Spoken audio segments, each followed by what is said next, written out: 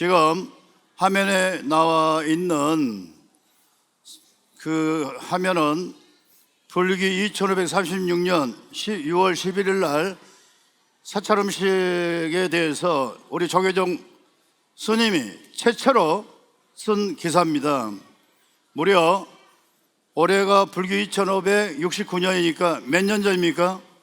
33년 전 기사입니다.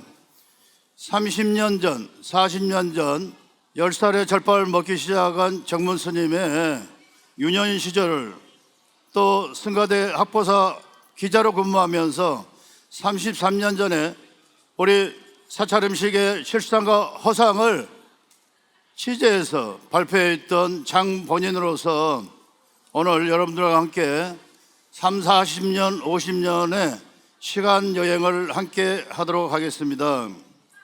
종양 경내에 울려 펴지는 새벽 도량석. 스님들은 새벽 3시에 일어나면 어느 소임자 스님께서 전 도량을 돌면서 이런 목탁으로 새벽의 여명을 이렇게 깨우기 시작합니다. 잠들어 있는 산남 만상을 깨우는 것이죠. 그러면서 이제 새벽 기도가 시작이 되고, 새벽 기도가 끝나고 나면 각 소임을 맡은 행자 스님들은 후원에 원주 스님의 지휘 아래 일사불란하게 이 음식을 준비합니다. 불모하니부터 시작해서 상을 보는 간상, 또 반찬을 만드는 채공, 국을 끓이는 갱두, 그리고 무쇠 솥에다가 밥을 짓는 공양주에 이르기까지 그야말로 소리 없는 가운데 물이 흐르듯이 자기가 맡은 바 직분을 충실히 해 나가는 것입니다. 스님이 이 기사를 쓰면서, 이 기사를 쓸 당시만 하더라도 우리 스님들께서는 이 사찰 음식의 소중함을 간과하고 있었던 것 같습니다. 그것은 역사의 질곡 속에 1910년 그리고 1945년 36년 동안 일본의 억압을 받고 식민지화했던, 불교도 마찬가지로 일본 불교의 조선 총독부의 탄압을 받으면서 우리 한국 불교가 대단히 외색화되고 흔들리는, 또 이제 해방이 돼서 물밑에서 쏟아져 들어오는 그 서양의 문물, 그야말로 패스트푸드로 지칭되는 우리 사람들에게 결코 바람직하지 않는 그런 애국단, 그런 서구 음식 문화가 우리 사찰에서도 거침없이 유입되는 그런 상황이었습니다. 그러면서도 또 한편으로 해서는 대학 강단에서는 이렇게 고영수 교수는 저희가 인터뷰를 할 때 이렇게 답변해 주셨습니다. 최근 현대인의 식생활을 위하여 중요시되는 건강식품이나 자연식품으로서의 우수한 장점을 가지고 있는 것이 사찰 음식이다. 뿐만 아니라 사찰 음식의 재료에는 동물성 지방이 적고 콜레스테롤의 상승 억제 작용이 있다는 섬유질이 풍부하기 때문에 사찰 음식은 비만의 예방 대책이나 각종 성인병을 예방하는 항성인병식으로서, 또한 장수식품으로서 우수한 점이 많다는 것이 인정되고 있다. 대학 강단의 식품영양학과 교수님들은 우리 사찰 음식을 33년 전에도 매우 건강한 성인병에 대항할 수 있는 그런 음식으로 관찰하고 있었다는 겁니다. 그렇다면 이렇듯 건강에도 매우 유익한 전통 사찰 음식에 33년 전에 현재 실태는 어떠한가? 학보사 기자로서 예리하게 들여다보기 시작했습니다. 이 점에 대해서는 봉 기자가 누굽니까? 정문수입니다. 취재하는 과정에서 느꼈던 의문이지만 이럴 수도 있을까 하는 심정이었다. 대부분의 사찰에서 그 사찰 고유의 음식이 전해져 내려오건만 정작 그 사찰에 거주하고 있는 스님들은 전혀 모르고 있는 것이다. 따라서 전통 사찰 음식에 대해 관심을 기울이고 있는 스님들은 거의 드물었다. 그저 대한불교 조계종 총무원과 몇몇 관심 있는 스님네들이 어쩌다 생각난 듯이 한두 번 사찰 음식 전시회를 개최하는 수준에 머물고 있었다. 이제 과감하게 스님이 우리 사찰의 33년 전에 현 주소까지 언급합니다. 여기에다 더욱 우려스러운 것은 사찰에도 인공 조미료와 인스턴트 식품과 자극성 있는 기호식품 5년 중에 널리 퍼져가고 있다는 사실이다. 육식을 위주로 하는 서구에서는 건강식의 문제로 말미암아 오래전부터 동양 음식, 특히 채식 음식에 지대한 관심을 기울여 오고 있다. 그런데도 우리는 우리의 소중한 문화유산에는 전혀 관심을 보이지 않고 있다. 그때 기자는 또 이렇게 제시합니다. 그러면 이 문제를 어떻게 할 것이냐? 첫째, 총무원 차원에서 하루속히 전통 사찰 음식 연구소 같은 전문 연구기관을 설립하여 전통 사찰 음식의 정성이 찬조적으로 이어져야 되겠다. 33년 전에 사찰 음식 연구소가 개설이 우리 총무원에서 이루어집니까? 안 이루어졌습니다. 그때 저는 학생 신분이었어요. 대학교 2학년 스님이 서울의 신당동 떡볶이 골목길, 거기 골목에 월세 연구실을 얻어가지고 월세요.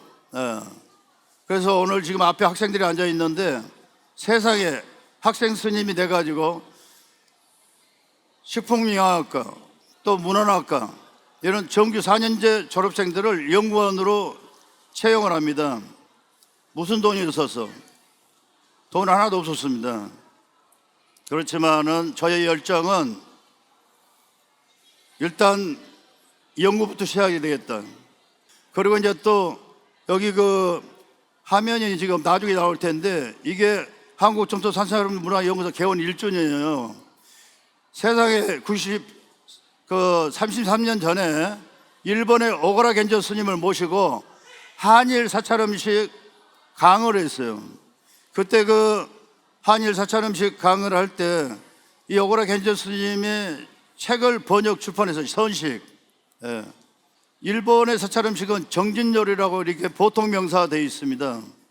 중국이나 대만의 사찰 음식은 소식이라고 이렇게 정식 명칭이 되어 있고, 우리나라는 아직도 절밥, 선식, 사찰 음식, 승가 음식 아직도 지금 사실 정립이 덜 된 상태입니다.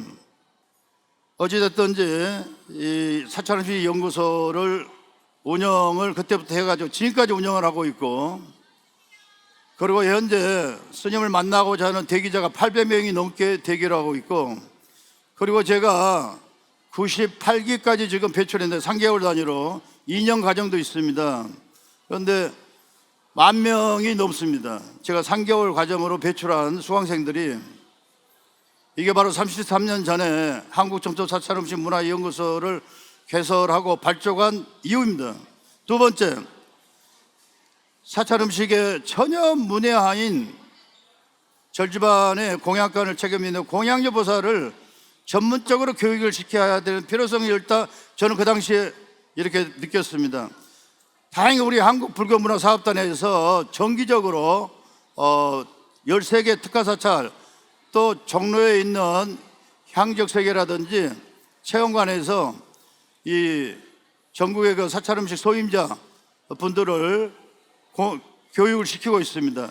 그러면서 이제 그 마무리 발언은 서구 문물에 시달리고 있는 분야는 한두 개가 아닌데, 적어도 우리 사찰 음식만큼은 올곧게 전승을 해야 되겠다. 그러기 위해서는 누군가는 연구에 깃발을 들여야 되겠다.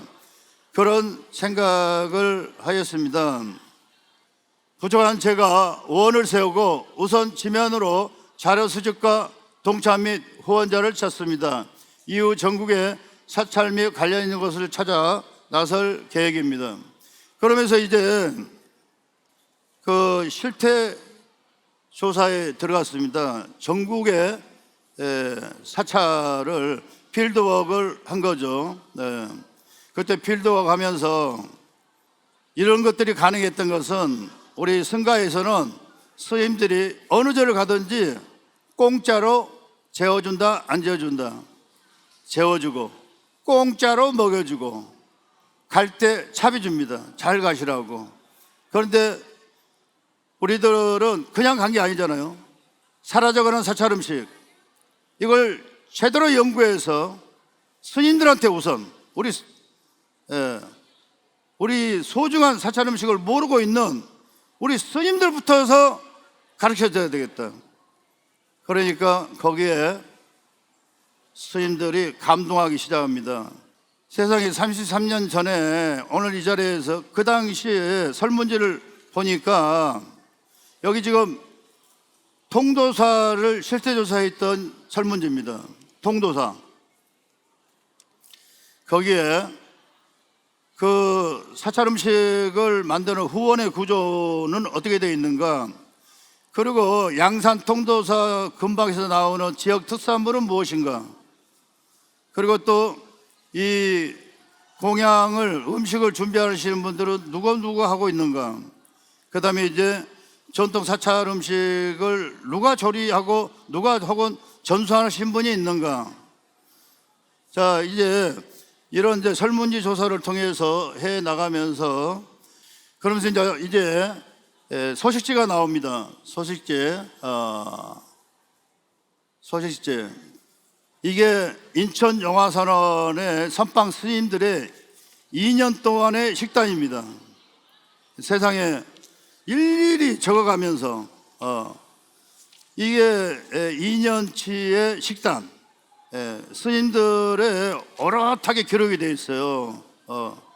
세상에 직접 볼펜으로 쓴 겁니다. 이런 꿈틀거리는 생생하게 살아있는 자료들을 현장에서 이렇게 모집을 합니다. 그러면서 이제 우리 연구회원들에 대한 소식지도 제가 발행을 하기 시작합니다. 그러면서 이제 90년도 때는 그때까지만 해도 사찰 음식은 호기심의 대상이었어요. 건강의 음식이라고 막연하게 언론에서는 그렇게 해 나갑니다.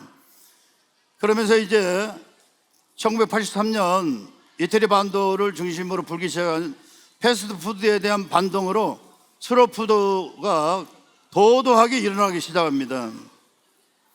그러면서 이제 2000년도에 접어들면 그 유명한 웰빙이라는 또 트렌드가 음식 사조가 또 등장합니다.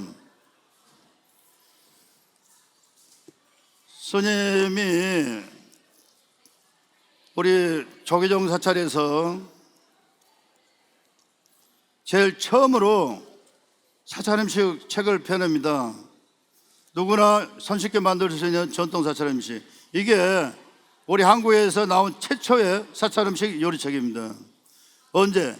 여기 보니까 2000년 5월 27일 날 초판이 발행됐습니다.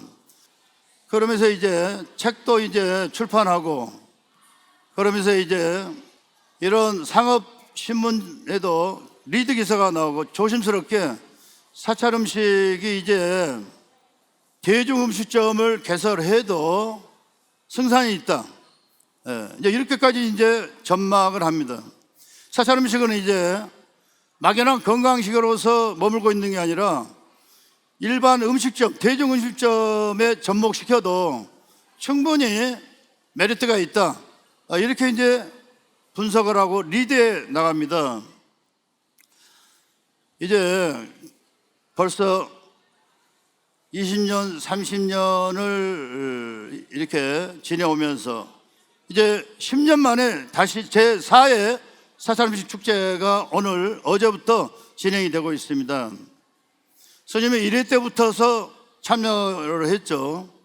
그러면서 2010년도에 누에에 가가지고 누에에 가서 여러 오피니언 리더들 각계각층의 지도자들을 모시고 사찰 음식 만찬을 하고, 그러면서 이제 한국의 사찰 음식이 미국 뉴욕에 가가지고 뉴욕의 CIA라는 정보기관이 아닙니다. CIA라는 거대한 종합 요리학교가 있어요. 어마어마합니다. 캠퍼스가. 네. 폴란스에 꼬르동 블루가 있다고 그러면 뉴욕에는 CIA가 있습니다. 거기 가서 강의를 하게 됩니다. 우리 명장 스님들하고. 그리고 2014년도에 또 제가 또 갑니다. 그때는 제가 단독으로 모시고 단독으로 이렇게 진행을 했는데, 그러면서 이제 뉴욕에서 펼쳐지고 있는 세계 음식 박람회에 제가 오늘처럼 이런 부스에서 사찰 음식을 직접 조리하고 시연하고 시식시켰습니다. 그랬더니 역시 또 뭐라고요? 베리 베리 원더풀. 예. 이제 프랑스에도 가고 미국도 가고 싱가포르에서는 엊그저께 한 40명이 우리 수도사에 직접 오시고 지금 활발하게 한국의 사찰 음식이 K푸드의 대명사로 이렇게 각광받고 있습니다. 그런데 문제는 이제 허상을 짚어보겠습니다. 허상. 30년, 40년에 한 길을 걸어온 그야말로 이 사찰 음식으로서 수행해온 저로서는 성찰해야 될 시점에 왔습니다. 제가 출품한 또 정문 스님의 사찰 음식에 대한 철학, 저는 정문 스님에게 단독으로 묻습니다. 정문 스님은 사찰 음식을 어떻게 정하시겠습니까? 저는 항상 제 강의를 듣는 분들한테 이렇게 정합니다. 사찰 음식은 몸과 마음을 맑고 건강하게 하는 음식. 박수 한번 쳐주시기 바랍니다. 자, 5가지 음식 중에 자유로운 노스님의 사찰 음식, 작설차 애호박 전병말이. 애호박은 충분히 숨을 죽여야 됩니다. 근엄하신 노스님께 찬물 올려드린 후 무릎 꿇고 자석없이 앉아서 스님의 행달을 살펴본다. 이제 다간 주전자에다가 뜨거운 물 붓고, 물론 뜨거운 물은 100도씨가 끓잖아요. 그런데 한 80 정도로 낮춰야 돼요. 그렇게 해서 이제 그 물을 넣고, 그리고 이제 헹군 다음에 그 다음에 또 차 넣고 하는 이걸 행다라고 그럽니다. 가까이 와서 앉아라 하시곤 정문에게 찻잔을 건네주신다. 스님께서 음다 하시며 찻잔을 들고, 차는 제일 뭘로 먹는다? 코로, 코 냄새 맡고 이렇게 하면서 이제 한 모금 축이는 거죠. 정문이도 그럴듯하게 흉내를 내어본다. 이윽고 노 스님의 말씀과 법문이 한창 꽃을 피우고 있는데 동자승 정문이는 고개를 끄덕끄덕 하더니 급기야 졸다가 잠이 들어버린다. 장결에 다구 정리하는 소리가 얼핏 들린 것 같은데 노 스님은 정문이를 흔들어 깨운다. 어느새 공양간을 다녀오셨나 보다. 쌉싸름한 작설차를 잘게 다져서 소금물에 푹 숨지긴 애호박을, 물론 채를 썰어야죠. 애호박 전을 넣고 부친 후 세상에 노스님이 아끼시는 꿀을 다락에서 끄집어내 그 작설차 애호박전에 꿀을 발라서 돌돌 말아 먹기 좋은 크기로 접시에 담아 오셨다. 아, 노스님, 자유로운 우리 노스님 고맙습니다. 감사합니다. 재료는 우려먹고 남은 녹차잎, 그리고 이제 그 녹차잎을 햇빛에 빠서 말려야 돼요. 그래서 쓸 때 이제 물에다가 이제 담그는 거죠. 그래서 이제 잘게 다지셔야 돼. 전을 붙여야 되기 때문에. 그 다음에 애호박은 소금물에다 완전히 그 숨을 죽여야 돼요. 그래 안 하면은 둘둘 말 수가 없어요. 애호박이 살아있으면. 아니 푹 죽여야 돼 그냥. 그래야 자기를 이렇게 낮출 수가 있으니까. 그리고 이제 밀가루에다가 찹쌀가루를 좀 넣어줘야 돼요. 그 산사 생활하면서 차를 이렇게 가까이 하십니다. 스님들은. 그러면서 이제 법거량도 하시고 또 여러 가지 어떤 소행에 관련된 이야기도 나누시고 또 노스님은 동자승한테 또 자유로움도 표현하시고 이게 바로 스님이 접했던 어린 날의 사찰 음식이었습니다. 어린 날에 접한 사찰 음식 하나 더 말씀드리면 동치미 삼색은행 튀김입니다. 그 언제였던가 엄마 손을 잡고 따라간 절에서 내 이름 석자 새겨진 범종을 만지며 어린 마음에도 온몸에 따스한 기운을 느꼈던 게 저는 집에서 완도 신흥사 절에다가 절 갖다 버린 게 아니고 엄마 손잡고 자연스럽게 예전에 다 그랬어요. 이렇게 엄마 손잡고 절에 따라다니다 보니까 예뻐해 주잖아요. 멀크도 주고. 그러니까 그런 맛에 이제 따라다니다가 이제 주의 스님 이제 눈에 이제 들게 되죠. 그래서 제가 그 당시에 무지하게 영향했던가 봐요. 완도에 그냥 자빠져 있다가는 거기는 고등학교가 수상고등학교밖에 없어요. 인문계 고등학교가 없어. 그런데 그 주의 스님이 내 마음을 간파했던가 봐. 그래서 이제 그 절에서 생활하게끔 유도를 합니다. 한겨울 새벽예불 우물과 두레박으로 닭임을 올리는 게 왜 그리 힘들고 서러웠던지 그 시절 의뢰 먹었던 완도 신흥사 동치미는 중년에 접어든 요즘에도 생각나는데 입가에는 미소가 번지고 눈에는 그냥 눈물이 글썽거린다. 기특하게 여긴 주의 스님의 추천서는 목포 유달산 반야사에서 완도 촌놈의 목포 고등학교 유학생활을 가능하게 해주었다. 그 당시 학교 마치고 절집 앞에 도착하면 풍겨오던 방아장떡 냄새며 표고버섯 잡채 향기가 눈앞에 어린거린다. 또한 그 시절 절에서 싸주는 도시락 반찬은 어땠을까? 어땠을 것 같습니까? 멸당 볶음? 어린 반포나치도 없는 생각하지 마시고 고추장 된장이야. 그러면 책 다 버려. 그때는 벤또라고 그러죠. 벤또. 이번 동치미 삼색은행 튀김 역시 그 당시 배고팠던 시절이었지만 그때는 가난했지 않습니까? 절집안도 마찬가지였어요. 그 당시 주지 스님들은 절에 붙어 있으면 안 돼. 뭘 해야 되느냐? 걸망 메고 가서 쌀 동량해 오든가, 그렇지 않으면 액자 만들어 가지고 가서 신도님들 시주하면서 그거 드리면서 시주 받아와야 돼. 그래야 스님들이 안 굶으니까. 그 당시 배고팠던 시절이었지만 지금 생각해도 그 정성, 그 알뜰함, 그 순박함, 그 따스함, 그 지혜로움, 그 자연 친화적인 조리 방식을 엿볼 수 있게 첫 번째로 소개한다. 그래도 후원에 가면 인심이 넉넉했던 시절 눈에 쉽게 뜨는 당근과 제사, 천도제 쓰고 남은 가래떡, 그리고 감기 기침에 좋은 은행을 알뜰하게 이용하여 동치미와 함께 먹었던 내 유년 시절의 사찰 음식 동치미 삼색은행 튀김을 오늘 여러분들하고 같이 구경하려고 반대로 만들어 가져왔어요. 네. 그렇습니다. 제가 40년에 어렸을 때의 사찰 음식은 이랬습니다. 그런데 요즘 사찰 음식 어떠십니까? 가격대는 어떻게 만족하십니까? 환장할 지경입니다. 제가 40년에 이 사찰 음식을 비군이도 아닌 비구가 연구하겠다고 깃발을 들었을 때 저보고 뭐라 했겠어요?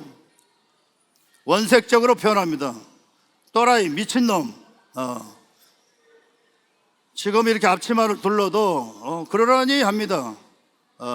우리 사찰의 대중문화가 이제 많이 대중 친화적으로 이렇게 변모했다는 것을 우리들은 이제 느끼고 있습니다. 때로는 사찰 음식이 화려하게 연출될 때도 있습니다.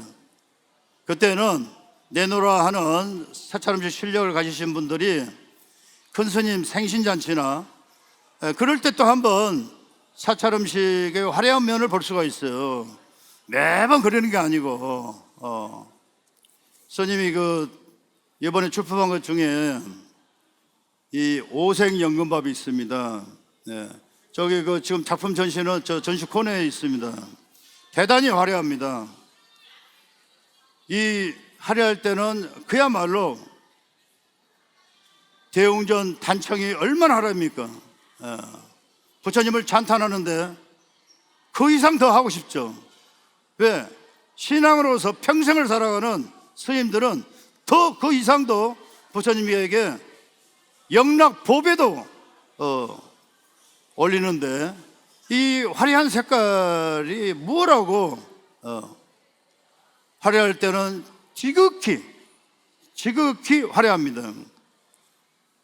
제가 오색연금밥, 이 화려한 오색연금밥을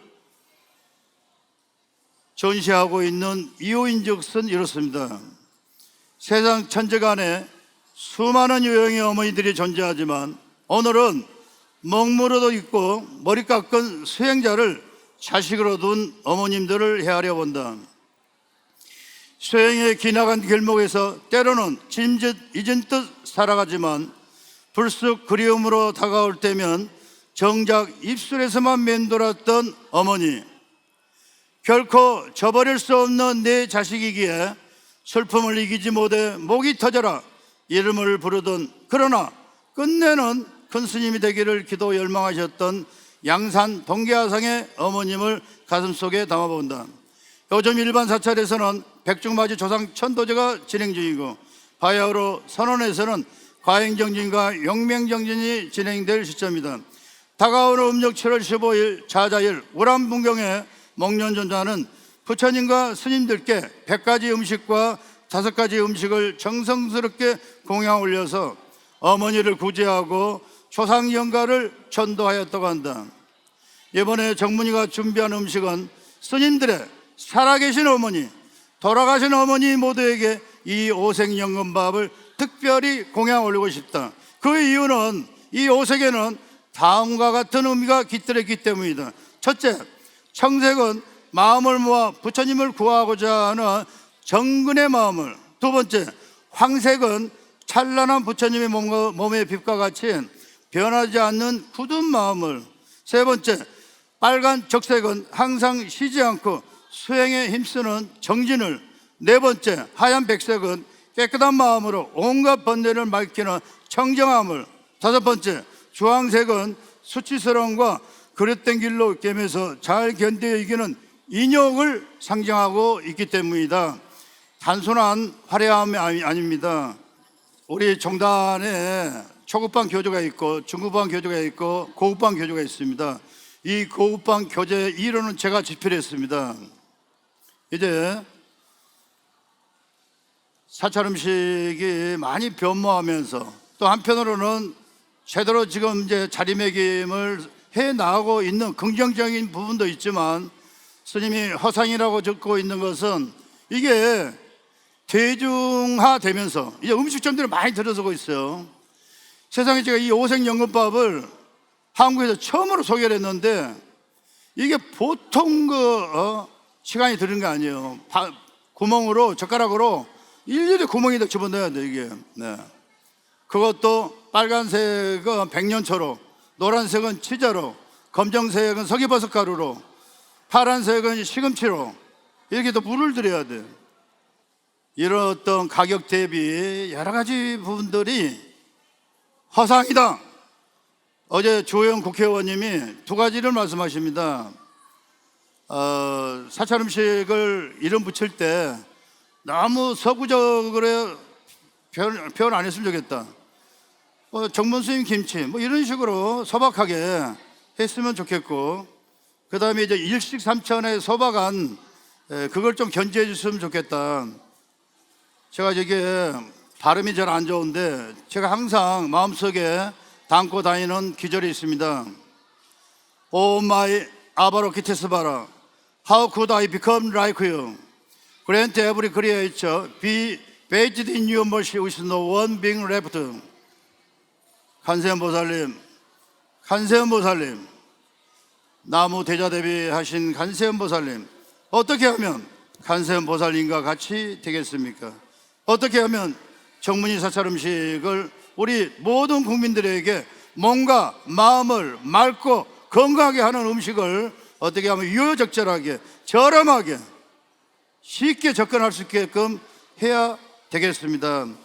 모든 중생들이 부처님, 간세음보살님 자비에 적게 하소서, 이렇게 항상 그런 마음으로 음식 수행자로서 살아가고 있습니다. 저는 평생을 음식, 사찰 음식으로 수행하는 음식 수행자입니다.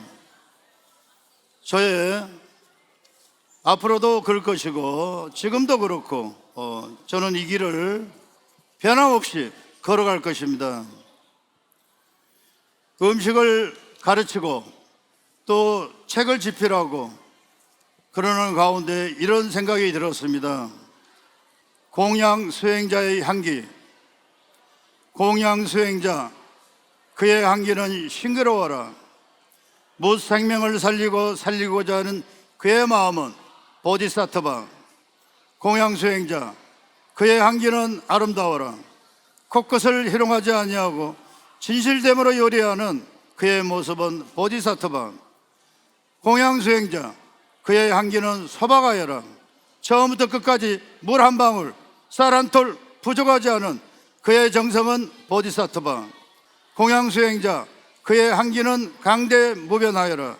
무생명의 삶을 위하여 모든 것을 바치는 그는 보디사트바.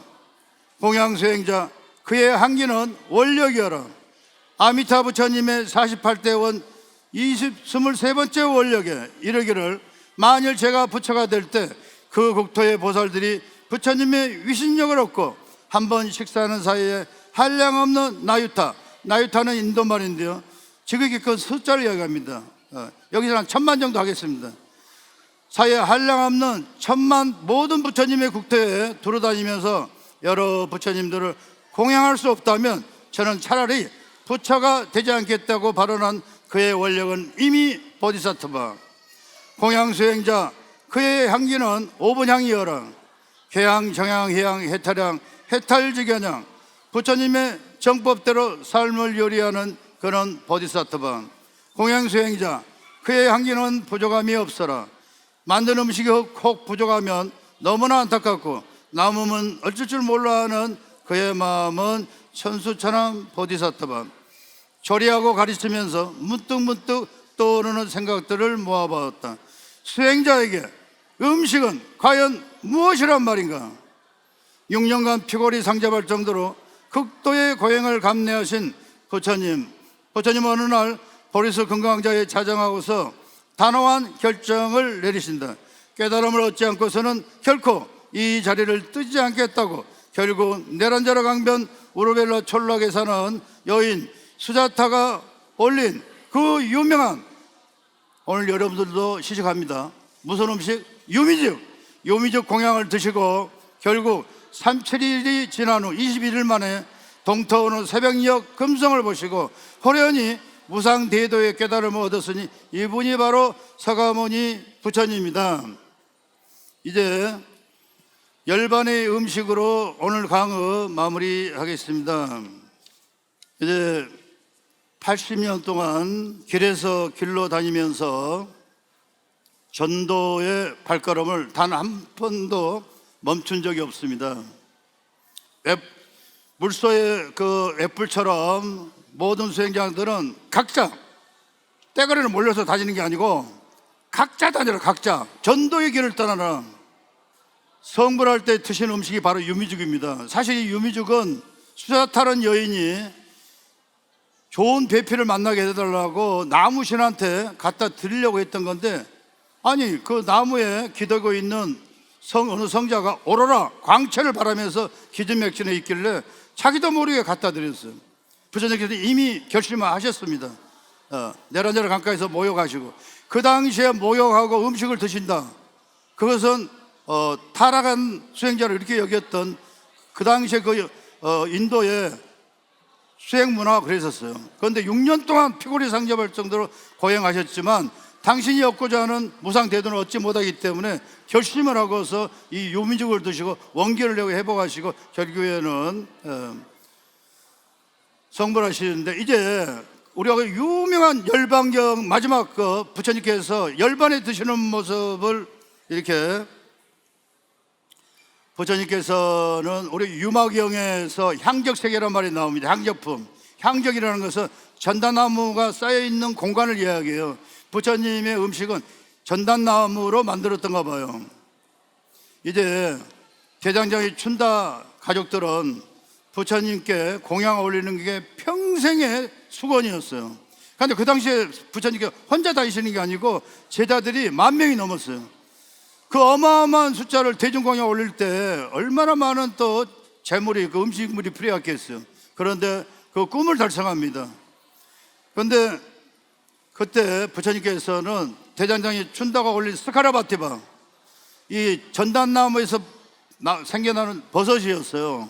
예전에는 이 산스크리트어가 어렵다 보니까 뭐 돼지고기니 어쩌니 이렇게 와전이 돼가지고 부처님께서 마지막에 돼지고기 드시고 식중독 일으켰다고 이렇게 잘못되게 이렇게 했었는데, 그게 아니고 그 돼지가 엄청 좋아했던가 봐요. 그 전단 버섯을 갖다가 그래서 이제 복통을 일으키고, 이제 부처님께서, 그리고 제자들한테는 먹지 마라 그럽니다.